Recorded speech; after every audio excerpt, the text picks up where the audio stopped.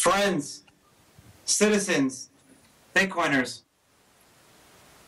there is nothing new under the sun. My name is Charlie Shrem, and I speak to you today from under house arrest. The last few weeks, we've seen several examples of legal outbursts. We've seen the police abusing the measures available to them. We've seen the actions of the financial services industry. We've seen high-profile politicians mobilizing in order to protect the financial and banking industry. All of this is scandalous without parallel, and that is why I stand here today. The financial and banking industry wants to convince us that it's only about illegal payments, that it's about protecting the integrity of the status quo. It's a pretext, my friends. We need to look at the big picture. Bitcoin is about something entirely different. To understand today's situation in the light of history, we need to go 400 years back to when the church had a monopoly on culture and knowledge. What the church said went. Pyramid communication. There is one person at the top talking to a number of others down a pyramid. Culture and knowledge had a source, and that source was the church.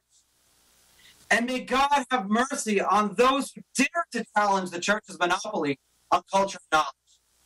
They were subjected to the most horrible legal abuse at the time. And under no circumstances the church allowed the citizens to spread information on their own.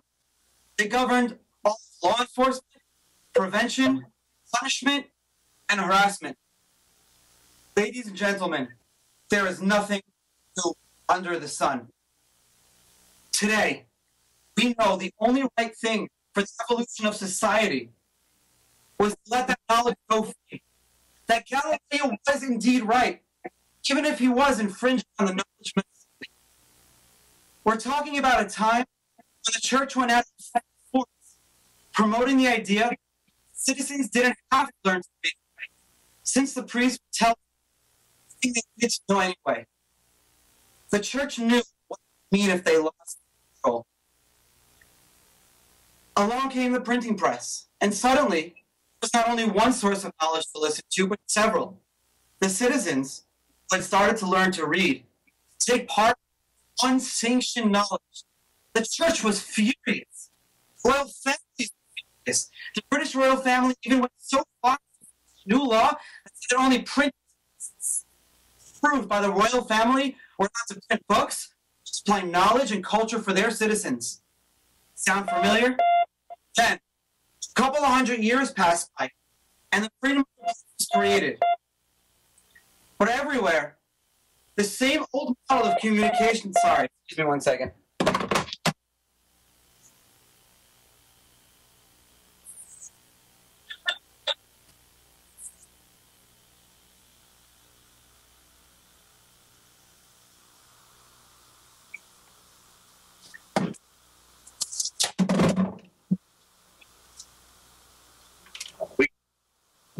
Can you guys hear me okay? Hold on one second. I just had to disconnect the intercom at the door. I don't care who's coming to my house. All right, where was I? Yes. So along came the printing press, right? Suddenly, there was not only one source of knowledge to listen to, but several. The citizens who had started to learn to read, as I said, can then take part in unsanctioned knowledge. The church was furious. Then a couple of years, 100 years passed by, and the freedom of the press was created. But everywhere, the same model of communication still exists. One person talking to the many. There were different people to listen to, but everywhere, it was still one person talking to the many. And this was eventually used by the state in introducing a system that was then called a liable publisher. The citizens will indeed be able to take part of knowledge, but only if there would be someone to answer to. Say a horrible thought would pardon the wrong knowledge, not sanctioned by the state. And this, my friends, is what is changing in the Bitcoin culture today, because the internet no longer abides by this model. We no longer simply use old legacy systems given to us from the top down. We upload at the same time, and we want to transact instantly to others. Knowledge and culture have amazing its central point of control. And this is the central point of transacting payments. The old mass media model is a central control point. A control point responsible party with the risk of their license being revoked, and so on and so forth, where everyone can transact from the central point of control. The license holders give as they see fit. We've seen how central control. This equals points of failure. We saw a few months ago Visa card central data center in Canada go offline. Many Canadian Visa debit or credit was disconnected from the finances. Life screeched halt. And this was only for 24 hours. A few weeks ago, we saw 100 million customers of Target stores, identities and financial information. And now their financial deals of a bunch of hackers. Payment, transactional monopoly, control. Importantly, Bitcoin constitutes simultaneous downloading from every connected person and completely lacks a central point of failure or control. It's a situation, payments and information organically flow to different people at the same time. Fundamentally different. This is something completely new in the history of communication. And as I said before, Bitcoin is one of the largest socio-economic experiments humankind has ever seen. And this is exactly why we are going to change the world. Started Bitcoin Foundation for this exact purpose. Mutual dialogue with the government on creating safe regulations around Bitcoin that do not allow for stifling innovation. I applaud those regulators, such as Mr. Ben Losky of New York, who see this vision, hopefully is committed to keeping innovation alive and thrive. Before I step down and take that instant, he was honored to have worked with his office for over a year. Look, illegal payments are illegal. However, using it as an excuse, ban, or to assert control is merely a distraction. There are those who are setting down our culture.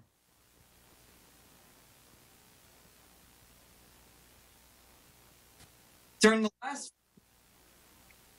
Can you guys hear me okay?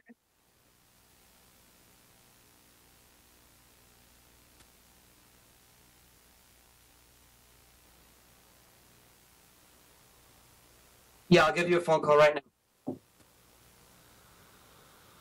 Who is that? Hey, Chase. I'm calling you right now because we're getting to a really important part.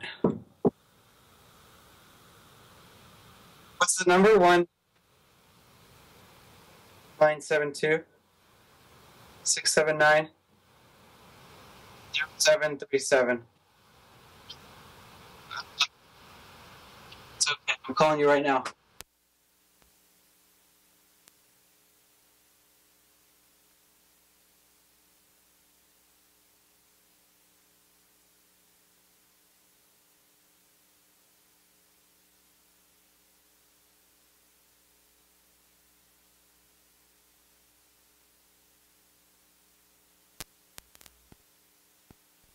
All right, go ahead. Can you guys hear me okay? It's a little better, yeah. Testing 1 2 3. Testing 1 2 3.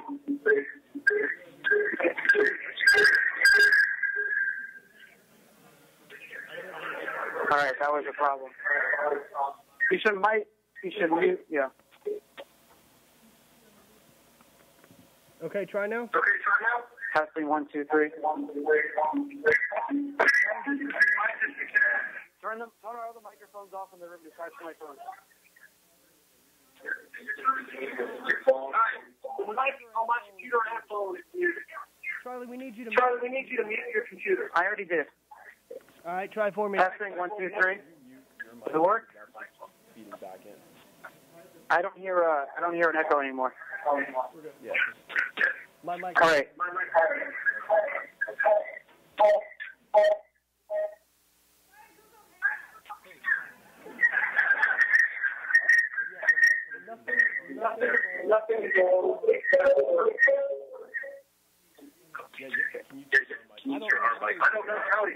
mute. No, mute. It's on mute.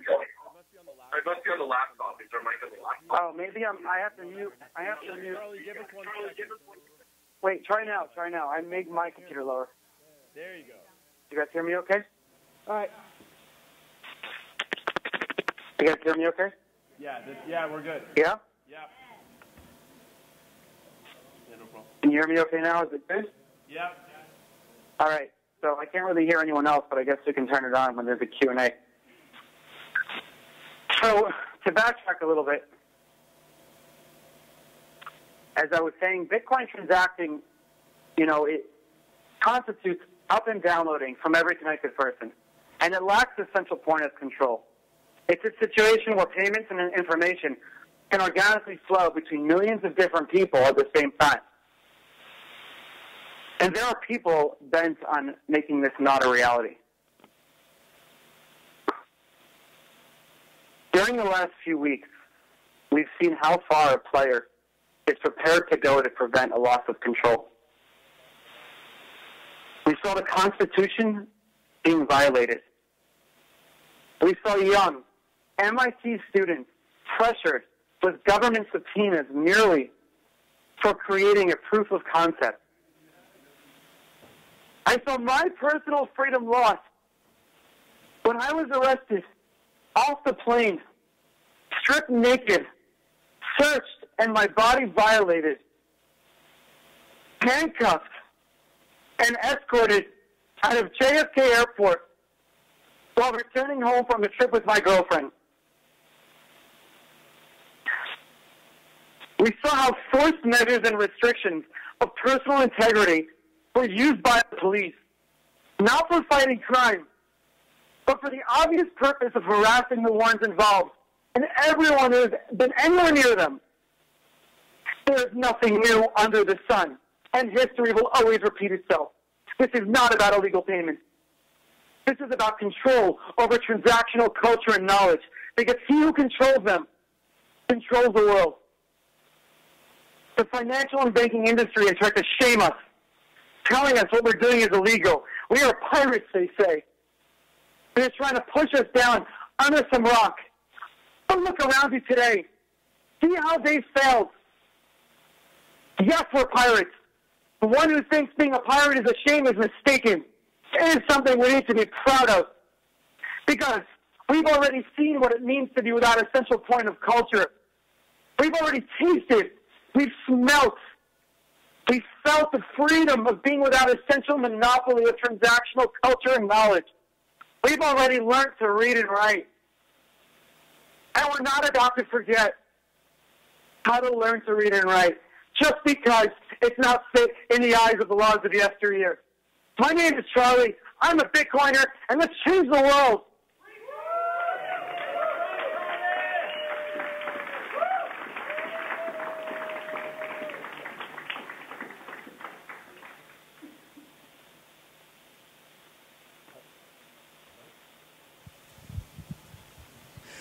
Thank you, everyone. We've got time for a lot of Q&A here, so please come up to the mic with any questions. I'm going to be forming a queue right here at the center aisle. I can't hear anything that's going on over there.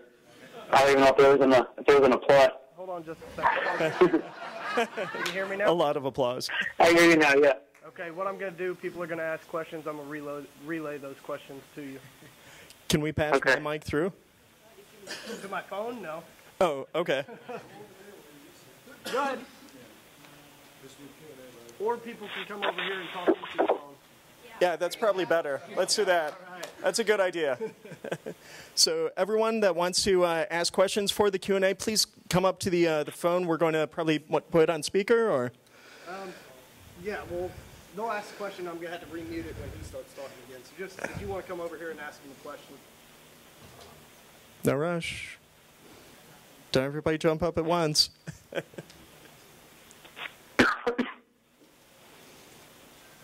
All right, we're getting the first people. So it's going to be on the phone. Okay. Hi, Charlie. I'm a little bit ignorant about these arrest procedures and processes. Please. Put the mic on him as well.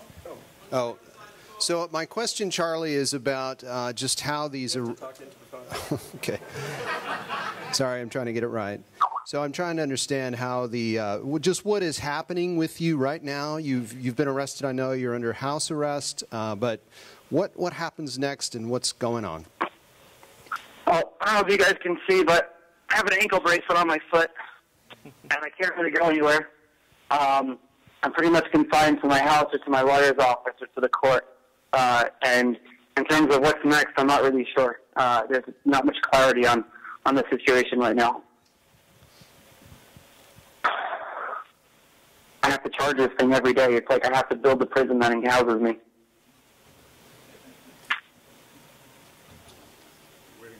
Yes.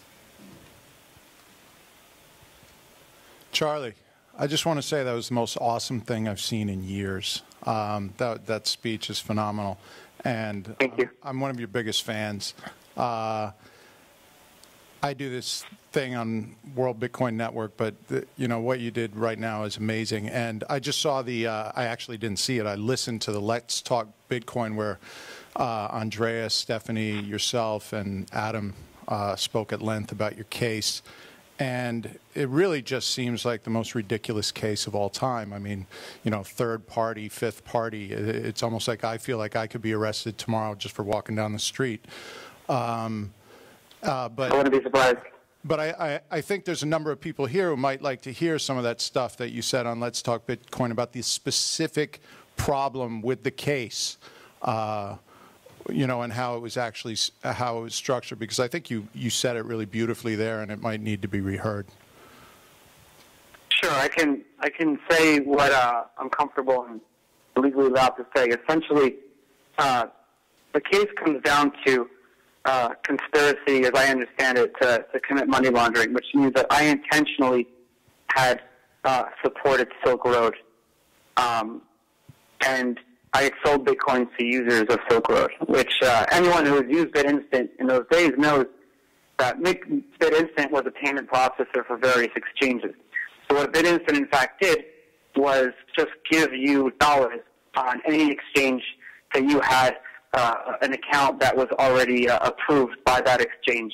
So the user flow would essentially work like this. You'd have to open up an account on Mt. Gox Bitstamp, get it verified and approved, and we all know how hard it is to get an account verified on one of those exchanges. It could take weeks. Then you come to BitInstant and you say, please put $200 in my Mt. Gox account so I can then buy Bitcoin. You would then deposit money to one of our cash deposit locations. And then we would transfer the dollars from our large account at the exchange to your account. And then the transaction was completed. The case in question talks about how essentially, allegedly, this guy, BTC King, was allegedly advertising the ability to buy Bitcoins with cash on the Silk Road. Now, allegedly, what he did is a customer would pay him, and then he'd simply send the customers to BitInstant. Now, BitInstant would have no way of recognizing a customer for buying anything. We didn't even sell Bitcoin. So his customer would go on, transfer into their own accounts, and then allegedly, once they had done running their accounts, they would then buy Bitcoin, allegedly, and then allegedly send those Bitcoins to Silk Road, and then allegedly buy something illicit on Silk Road, and then allegedly get it shipped to their house. They were like 6 or 7 steps in between me and that process, and I was only part of that process. None of the physical dollars were ever handled by BitInstant. They were gone into money transmitter-based accounts, either MoneyGram or Western Union, but none of those guys are in jail. And I believe that it's because I've been such an outspoken evangelist for Bitcoin.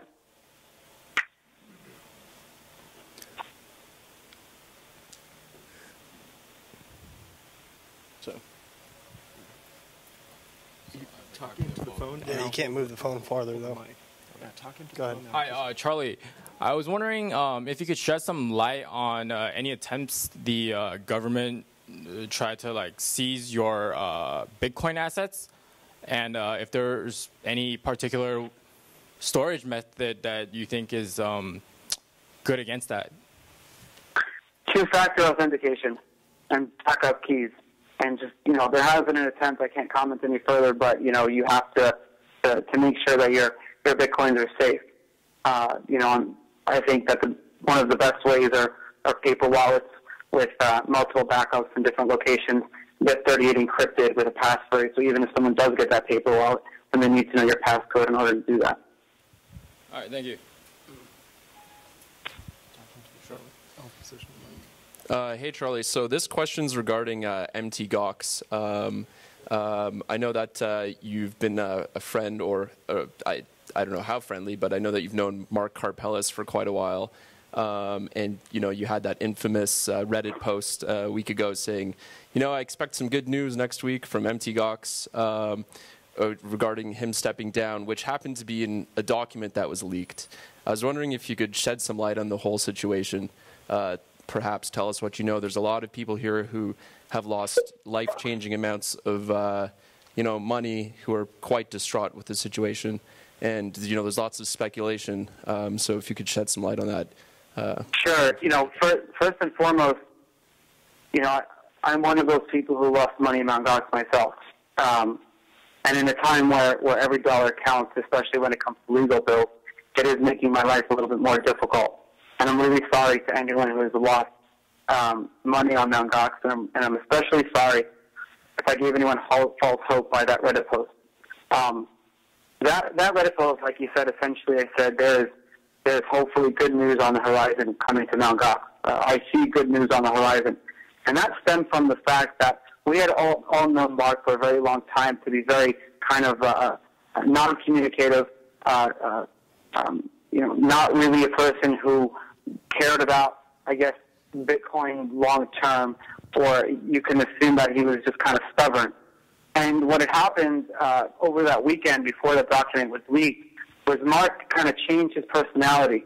He for the first time ever, he actually came to a Bitcoin Foundation board meeting over a Google Hangout. No one had ever spoken to him on the Foundation board before. It's usually his proxy, Gonzalez.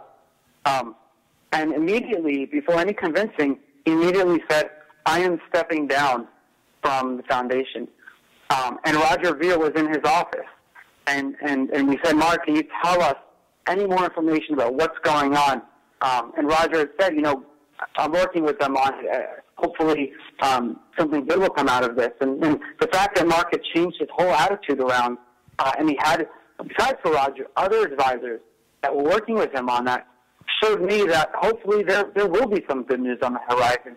Little did I know that the document would leak, and I was completely wrong, 180 degrees incorrect. So I'm really sorry about that.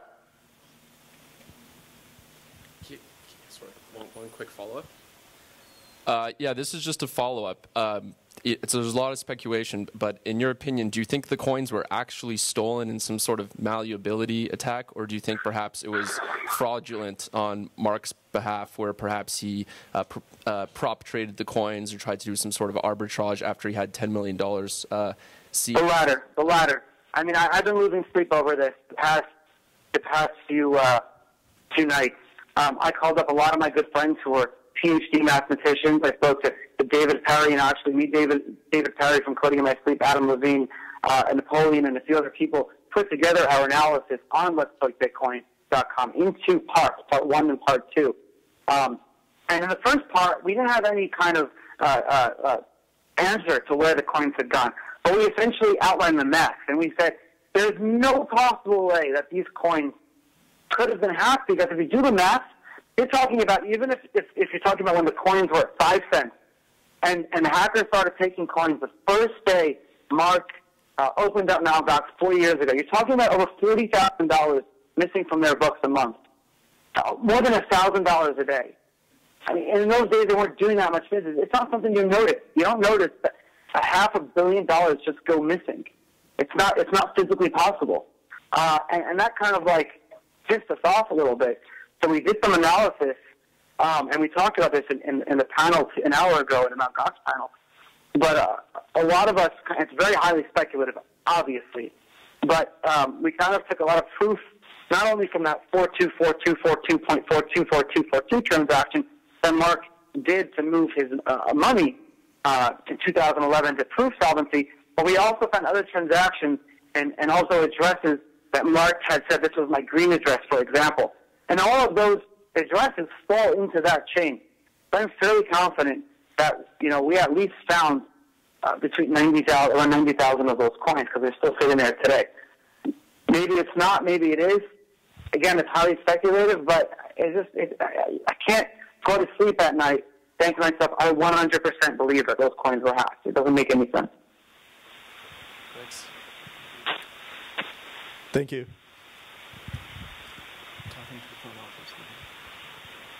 Hey, Charlie, Bruce Fenton. I wanted to thank you for your words just now. I think, like a lot of people, when your case first came out, I didn't know you. I didn't know your background. And my first reaction was, hey, this guy's a bad guy. He's making Bitcoin look bad. And then I did some more research on what your case was. I saw how your name was used as a tool in the New York hearings, and I saw some of this other stuff with HSBC and some of these other things going on. And I stepped back a minute and I say, wait a minute, this guy isn't the bad guy. The regulators are the bad guys here.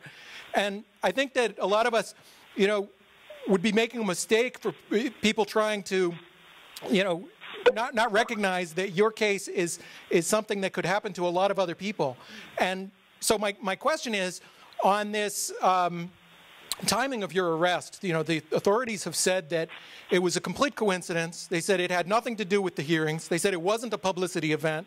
And I call BS on that. And I think that I wanted to see what your thoughts are on that, and if anybody has done a Freedom of Information Act request to request of the regulators and the people who arrested you to see their emails and see if they did this as publicity, because it certainly seems like that.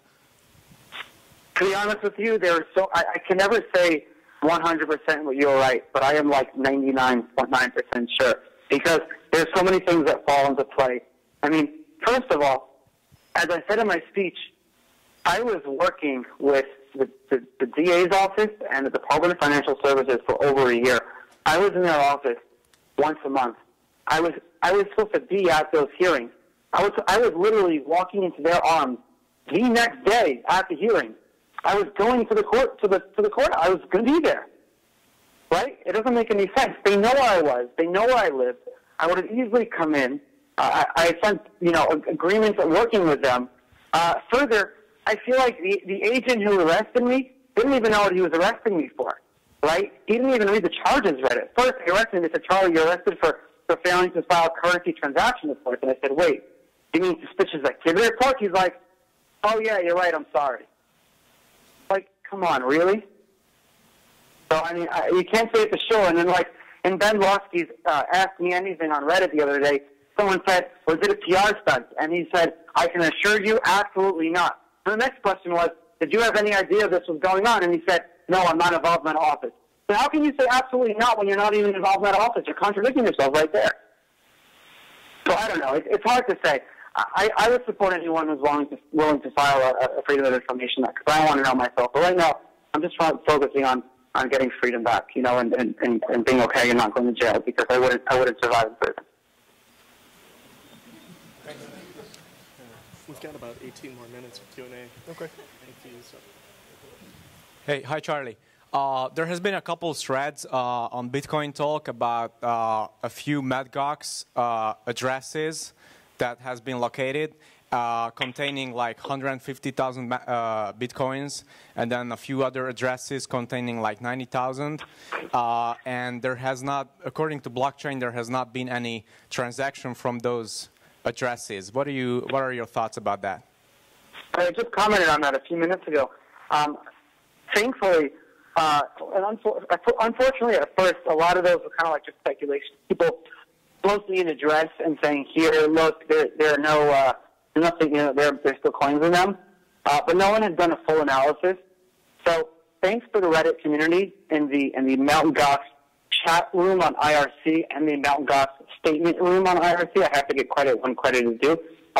We gathered, 5 of us gathered all of the evidence, and over like a 12-hour Skype call, kind of did all the analysis. And then what we did was, before we published it, we sent it out to the owner of Quantum Bytes, a company that does blockchain analysis, and he actually confirmed our data and created a diagram where you can kind of visually see the money flow, and it's on the website as well. And further, we sent it out to a bunch of core devs like Greg Maxwell and everything. And then Greg Maxwell said, this is speculation, blah, blah, blah.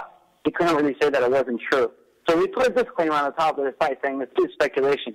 But I think a lot of us, lean in that position because it's just highly improbable that those coins were actually stolen or lost. Thank you. Hi, Charlie. My name is Jose Rodriguez. I come from Mexico City.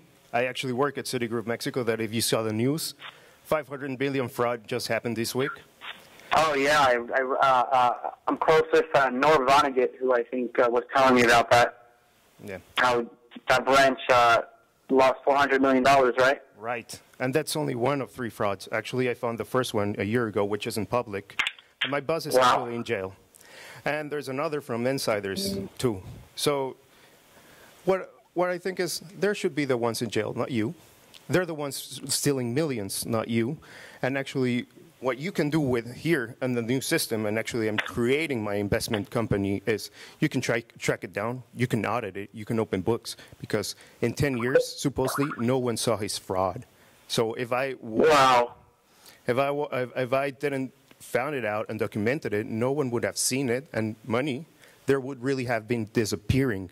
Not like in MTGOX, this money was created and disappeared. So they should be the criminals that should be in house arrest, not house arrest, in jail, not you, man. Thank you. Can you contact me? Sorry? Can you contact me? I'm pretty easy to get in touch Actually, with. you know what happened? I became hunted in Citigroup instead of being congratulated by powerful people. So I'm quitting my job. Well, if you need a job, I'm sure people in the audience would love to have you.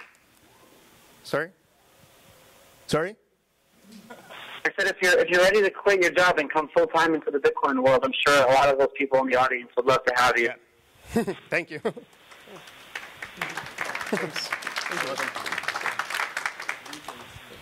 Hey, Charlie, this is Jason King from Sean's Outpost, man. How you doing? I love you, man. What's up? I love you too, man. Hey, yeah, so you sent me some awesome free Shrem T-shirts that I've been running around the country in, and I thought you might want to plug that address for anybody that wants to grab one of those shirts here. Yeah, so let me show everyone what the shirt looks like. You can go to itstshirttime.com with a dash and get one of these shirts. Free Shrem!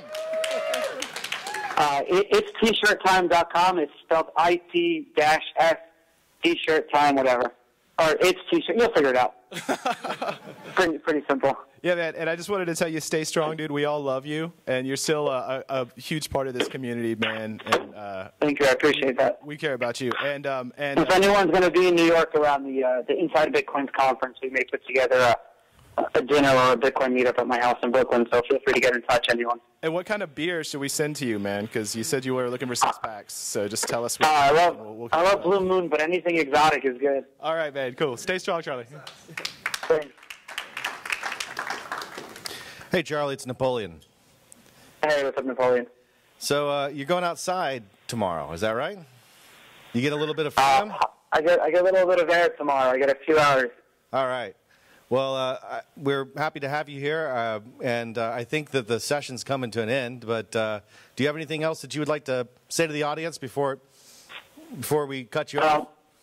Well, like I said before, I'm really easy to get in touch with. I have a lot of time on my hands, and while I can't really use my brain at the moment, feel free to use it for your picking. I'm easy to email. It's just charlie@instant.com, or just shoot me a tweet at Charlie Shrem, and I'll reply with my email address. Or a lot of ways, if you go to charlieshrem.com, my email address is right there, so it's pretty available. Awesome, Charlie. Well, I'm going to let you hear. We're going to keep the mute off here and let the crowd give you a round of applause for coming to talk to us. Thank you, everyone.